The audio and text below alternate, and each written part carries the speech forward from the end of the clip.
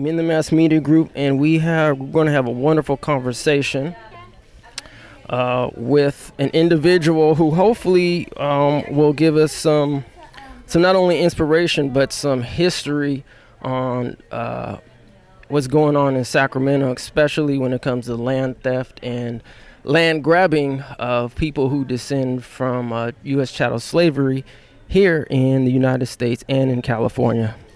So can you please let the audience know who you are and your name, please? Yes, I am Don Bassiano, descendant of a group of folks who came to California as slaves. And so working with reparations, the task force, working individually and collectively with folks trying to make this happen. So, yeah, that's me a little bit. Okay. So you mentioned the California Reparations Task Force. I know we were briefly talking about how you actually got to be an eyewitness, a key witness in there. Can you explain the process on how that came about? Yeah, I've been seeing it everywhere in the news following AB 3121, it being chaptered and moving forward, putting the task force together, and then knowing that they were looking for individuals to come and testify. I kind of said, hey, this is about me. I have a huge story to tell. Family that have been here,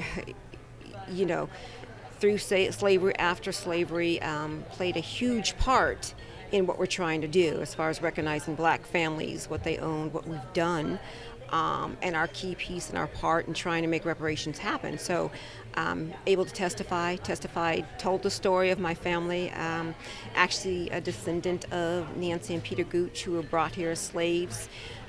Their grandson is my great-grandfather, Pearlie Monroe, and they were able to, purchase 400-plus acres of land out in Coloma, California, and unfortunately, most of it was taken by the state of California through eminent domain. Imagine that. Yep. So that's how I got involved and get our story out here, and working with great folks and organizations. The work that's being done is amazing. So, yeah. Okay. So I know you mentioned the Monroe family, and we actually did some documentation up in Coloma, my other production partner, Kim, and with the Burgess family as well. And so Jonathan Burgess mentioned the Monroe family. Oh, yeah. Can you explain a little bit about the Monroe family up in Coloma, and also about roughly what year, if you can recall, estimation about when the Monroes actually, quote unquote, migrated, forcefully or not, Yeah, I hear you. to California? Yeah, so Nancy and Peter Gooch actually came to California about 1849. They came here as slaves. And then, when, California entered statehood and became a free state, quote unquote, they were freed in the loosest of context, I guess. But, that allowed them to be able to earn money, and their money was theirs to be able to keep it. And they were able to do that and purchase land, purchase property, purchase businesses. But in the interim, while all this was happening, Nancy was forced to leave her son back in Missouri. He was a small child at the time, and he probably wasn't of much value. So when you're looking at slavery and how they treated folks as commodities and property, whoever enslaved Nancy sold him to a neighboring family. She was able to earn enough money to bring him out here along with his wife and my great-grandfather, Pearlie Monroe. And they arrived in California probably about 1869, 1870. Dates are kind of sketchy. But when they got here, Nancy's son, and his name is Andrew, was able to initially purchase about 120 acres of land, and then continue to purchase land, purchase property, plant seeds, cultivate, build an orchard. And there was another family, another very prominent family that came out close to and around the same time as the 1840s, 1849 as well, which was the Burgess family. And they had worked very closely with the Monroes and the Gooch Monroes and that family to build and essentially make Coloma what it is. Essentially, at one time it was owned primarily by two prominent black families. And so, come full circle today, what was there is not in the hands of any of those families. Unfortunately, it was taken through eminent domain. The state came in, took property, and made it into a state park. So go figure.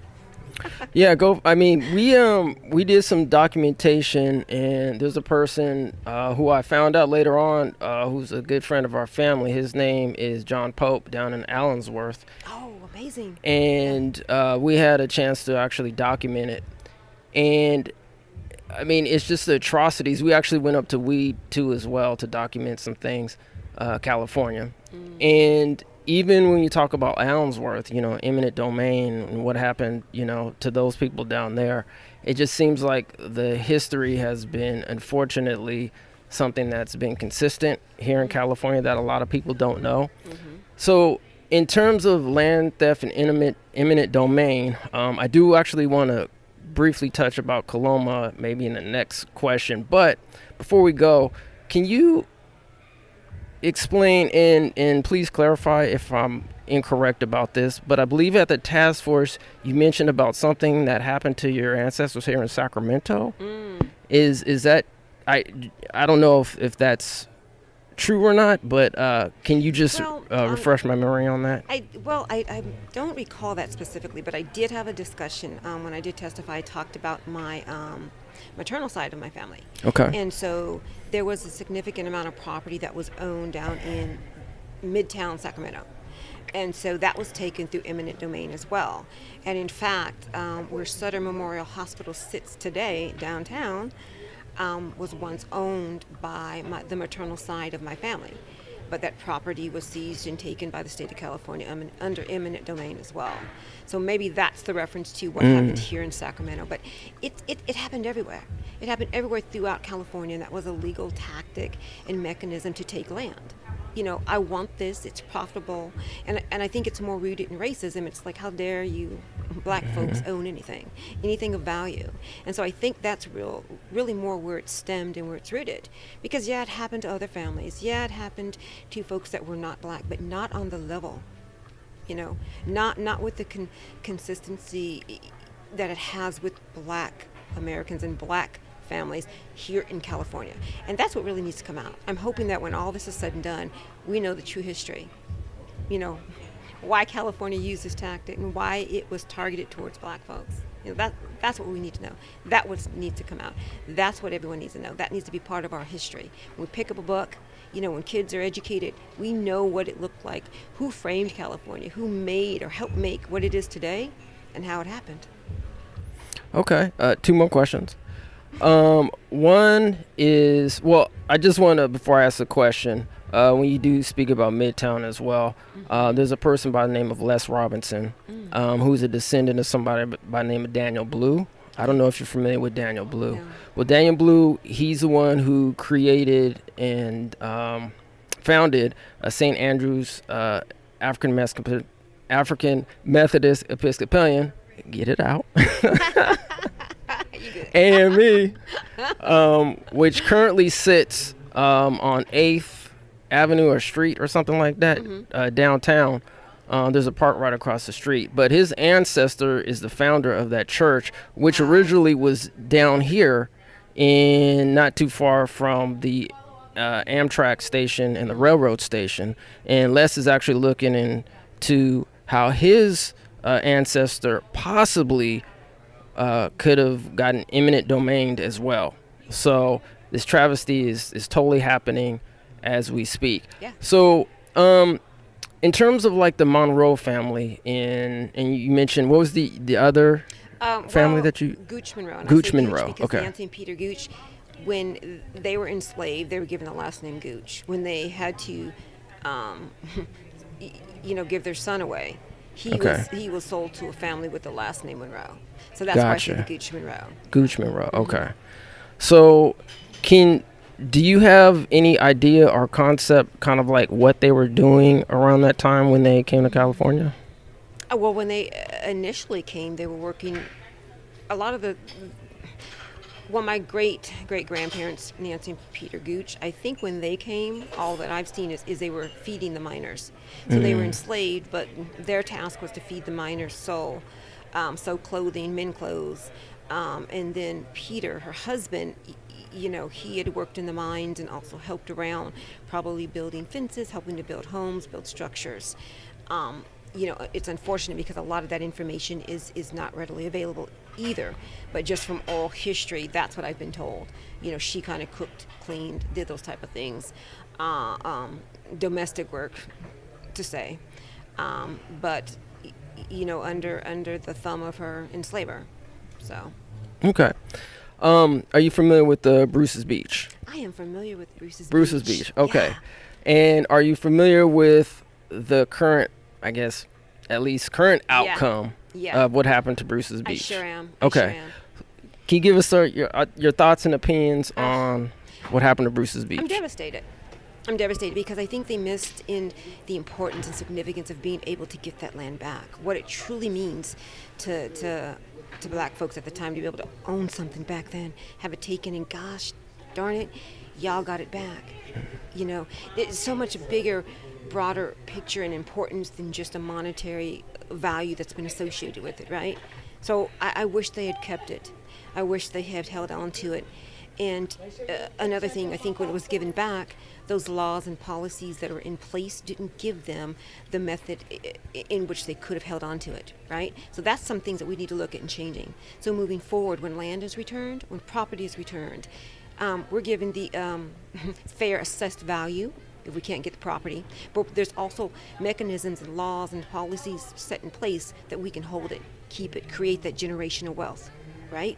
So if I can't pay the taxes, if I can't build on it, guess what? You haven't given me anything that I can now prosper from. And you have to repair this. Part of this is repair, making things right. And in doing that, you got to make it right across the board. And if legislation is required, which it is, that's going to have to be on the forefront as well.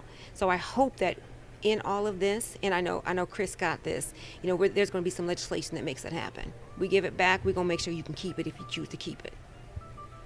Absolutely. And I'm glad you mentioned that because, people who are involved in this reparations fight, which I'm also a member of the CJEC, the Coalition for Just and Equitable California, and I actually said that correctly this time without stumbling.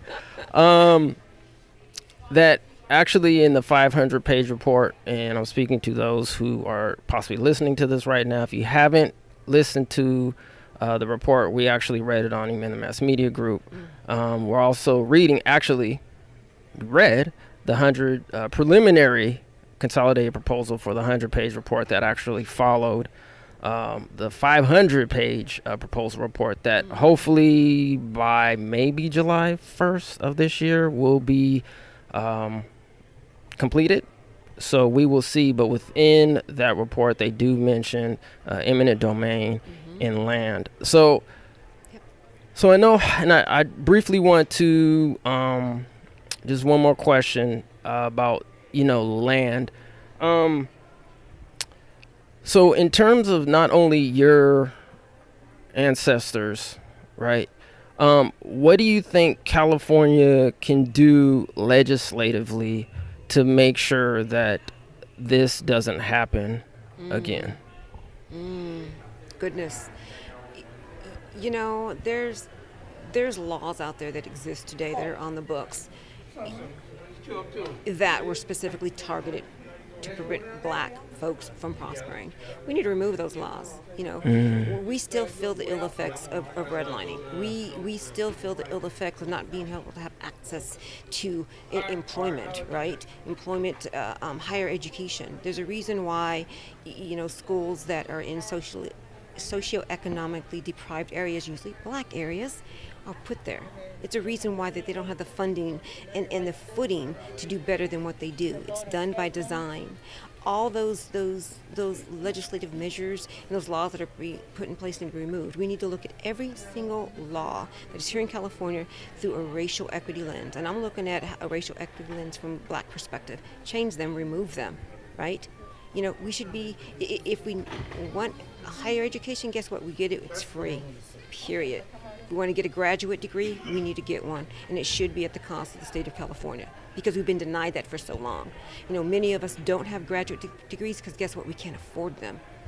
You know, that's put in place for a reason to make it cost prohibitive for us.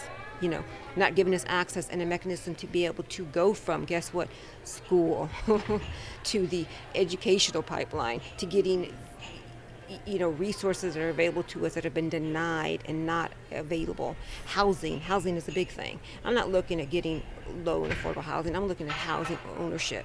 You can put laws in place that make it easier for us to obtain a mortgage to get a house. So something that we have and we hold on to, right? Reinvestment into businesses, black owned. Easy to create a piece of legislation and a law that makes sure that you do that. There's this big fear of that we can't do it, make it race-based. Fine, make it lineage-based. Easy fix. Make that across the board for everything. So we don't have to hear anybody complain about we can't do this because guess what? You've targeted a specific group of people. Guess what? Who have been marginalized for centuries. You know what I mean? We can't make a piece of legislation that specifically says black folks can have A, B, C, and D. Circumvent that, do it lineage-based. We can play your game too. But that's what I want to see happen for everyone within the state of California and then across the United States. There's got to be changed. And now is the time for us to do it. We need to individually and collectively push this, fight, and get this done. No more saying no, no more saying we can't. I don't even want to have a conversation. Y'all ain't doing nothing, ain't nothing going to happen. I can't even entertain you anymore. We're going to do this. We're going to get together and do this, and we're going to keep pushing it and doing it until we get it done, period. Facts.